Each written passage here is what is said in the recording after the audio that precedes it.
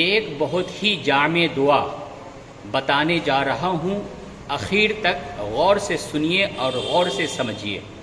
حضرت امام غزالی رحمۃ اللہ علیہ نے اپنی کتاب احیاء العلوم میں لکھا ہے کہ اگر کوئی شخص مالی اعتبار سے پریشان ہے، رزق کی تنگی ہے، مال و دولت کی کمی ہے، گھر میں فاقہ ہے، کاروبار کی کمی ہے، کاروبار صحیح نہیں چل رہا ہے، تو جمعہ کے دن جمعہ کی نماز پڑھنے کے بعد وہ ہمیشہ ایک دعا کا اہتمام کر لے، اللہ تبارک و تعالی اس کو ہر تنگی سے نجات عطا فرمائے گا۔